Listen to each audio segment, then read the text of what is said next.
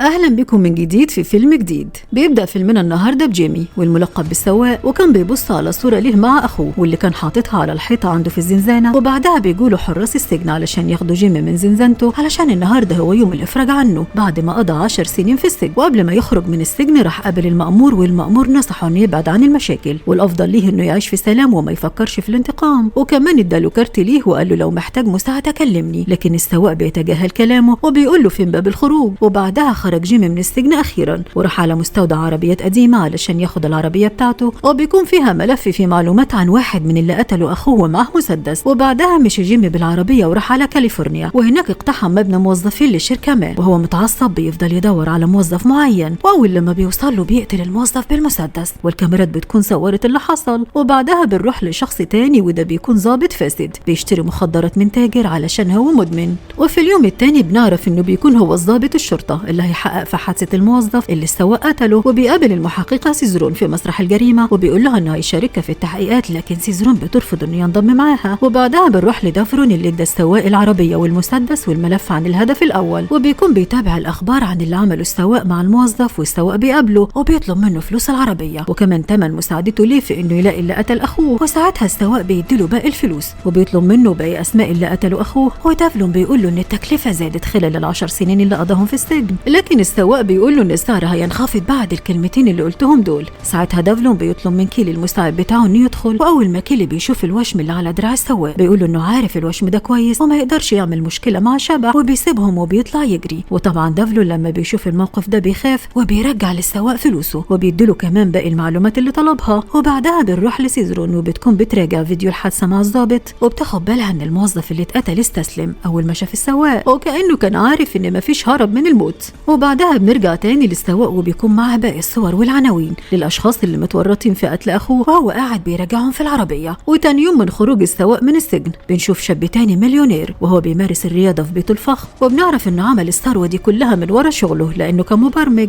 وبنلاقي جرح كبير في رجله بسبب جراحه تقويم، لكن في الحقيقه هو بيكون قاتل محترف. وبنشوفه هو بيجيله تليفون من عامل مجهول وبيكلفه بعمليه قتل جيمي السواق وبيبعت له صورته. وبنرجع للمحققه سيزرون واللي بعد ما حققت في الحادثه بتقول للضابط زميلها انها حصلت على كل المعلومات عن القاتل، وعرفت ان اسمه جيمي وانه من 10 سنين كان متورط في عمليه سرقه بنك كبير، وكان ملقب باسم السواق الشبح لانه كان محترف في سواقه العربيات، وان بعد ما جيمي وعصابته سرقوا البنك وكان في عصابه تانية عاملين له كمين علشان ياخدوا منه الفلوس، وصوروا كل اللي عملوه فيديو، وكمان قتلوا افراد عصابه جيمي وبما فيهم اخوه هاري واللي اتقتل بوحشيه قدام عينيه، وكمان ضربوا جيمي برصاصه في راسه. والعصابه افتكرت ان جيمي مات لكن تم انقاذه في المستشفى وركبوا له قطعه معدنيه في دماغه، وبعدها اتحكم عليه بالسجن لمده 10 سنين. وسيزورني قالت للضابط ان جيمي بعد ما خرج من السجن بدا يدور على اللي قتلوا اخوه، ومن الناحيه التانيه بيكون جيمي وصل للهدف التاني واللي بيكون اسمه تايسون، وده اللي كان مع العصابه واللي كان بيسجل الفيديو لما بيقتلوا اخوه. وبعدها جيمي بيبص على صوره اخوه الميت وبينزل من العربيه علشان يدخل له، والقاتل المأجور بيكون بيراقبه من بعيد، وبيدخل جيمي لتايسون وبيضربه بالرصاص وبيقتله. ولما بيخرج من عنده بيلاقي القاتل المأجور وراه وبيرفع المسدس عليه، وبدأ هما الاثنين يتبادلوا طلقات الرصاص على بعض، وجيمي مش بيقتله وبيسيبوه بيمشي. وبعدها بنشوف جيمي وبيكون موجود في الاوتيل وهو بيتفرج على نشرة الاخبار وبيعرف انه اتقبض عليه. وتاني يوم بيروح عند حبيبته القديمة نانا، ولما بيدخل البيت عندها بيعرف انها اتجوزت،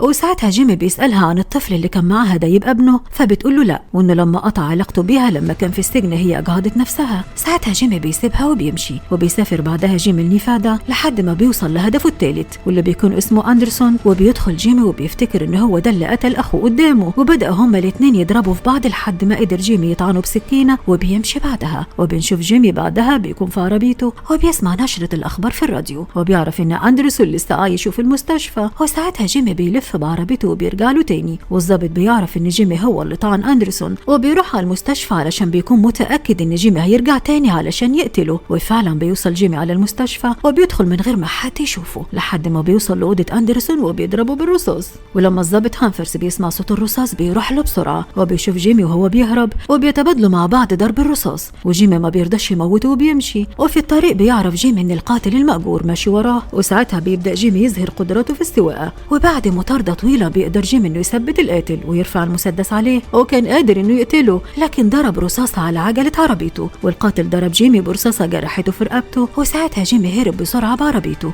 وبيروح لبيت عيلته، وهناك جيمي بيرفع المسدس على مامته وبيسألها عن باباه، ومامته بتقوله ان باباه مات من 3 سنين. وهنا بنعرف ان جيمي كان عايز يقتل باباه لانه كان مفكر ان هو اللي كان بعت العصابة علشان تقتله هو واخوه بعد ما رفض انهم يقسموا فلوس سرقة البنك معاه. ومامته قالت له ان باباه مستحيل يعمل كده علشان هو كان بيحب اخوه جدا. وبعدها جيمي وقف قدام الصورة اللي فيها اخوه، وكان واقف مع صاحبته مارينا، وهنا بدأ يشك فيها. وبعدها بيمشي علشان يروح يقتل هدفه الرابع والاخير واللي بيكون اسمه ألكسندر، وبيشتغل واعظ ديني. واثناء ما كان جيمي في طريقه ليه كان بيسمع وعظ ألكسندر في راديو العربية واللي بيتكلم فيه عن الكراهية، والقاتل المأجور بيكون ورا جيمي بس هو مش بيكون واخد باله منه. وبنشوف في مركز الشرطة انهم كلهم بيحيوا الضابط هانفرز على شجاعته في مواجهة جيمي، والمحققة سيزرون بتروح للضابط وبتقول له ان كل اللي قتلهم جيمي كانوا متورطين في قضايا مختلفة ومش باقي منهم غير شخص واحد بس واسمه ألكسندر. ساعتها الضابط بيسافر بسرعة علشان يلحقه قبل ما جيمي يقتله، ومن الناحية التانية بيوصل جيمي للمكان اللي بيوعظ فيه ألكسندر. واول ما ألكسندر بيشوف جيمي بيتصدم وبيعرف انه جاي علشان يقتله، وبياخد جيمي وبيمشي بعيد عن الجمهور. وهناك ألكسندر بيقول لجيمي انه تاب وغير حياته بعد ما خد نصيبه من الفلوس اللي خدوها منه وصرفها على المخدرات والستات، وكمان اتسجن بعدها. ولما خرج من السجن قرر انه يوهب حياته لله ويوعظ الناس اللي زيه علشان تتوب، وبيقول له انه عارف انك طيب من جواك وهتسامحني. وبدأ ألكسندر يبكي علشان يسامحه، لكن جيمي رفع مسدسه عليه فعلا وضرب رصاصة بعيدة عنه وسامحه فعلا. وبعد ما بيخلص جيمي مهمته بيرجع للقاعة اللي كان ألكسندر بيوعظ فيها الناس وبيمسك صورته مع اخوه. وفي الوقت ده بيجي القاتل المأجور وبيرفع مسدسه عليه، وبالصدفة شاف قائمة الاسماء اللي جيمي قتلهم، فقال له انت فاكر انك كده خلصت مهمتك؟ انتقمت من اللي قتلوا اخوك واللي ما تعرفوش ان لسه في شخص اخير وهو ده اللي بعتني علشان اقتلك قبل ما انت توصل له. وفي الوقت اللي القاتل هيقتل فيه جيمي بيوصل الضابط وبيضرب جيمي برصاصة في راسه، وبكده بنعرف ان الضابط كان مع العصابة من زمان وهو اللي ضرب جيمي برصاصة في راسه. وفي الاخر القاتل المأجور بيقول للضابط بان جيمي ما كانش يعرف انك انت مع اللي قتلوا اخوه. ساعتها الضابط رد عليه وقال له انه اكتشف ده لما جيمي ما قتلوش في المستشفى، وبيقول له ان مارينا صاحبة اخوه هي اللي قالت له على عملية السرقة اللي هيعملوها، وهو اللي اجر الرجالة علشان ياخدوا الفلوس منهم ويخلصوا على جيمي واخوه. لكن لحسن حظ جيمي دخل المستشفى واتعملت له عملية في دماغه وخف، وبعدها خرج الضابط مع القاتل علشان يديله حسابه، لكن القاتل مش بياخدهم منه وبيقول له ما تتصلش بيا تاني. وفي الناحية التانية المحققة سيزورن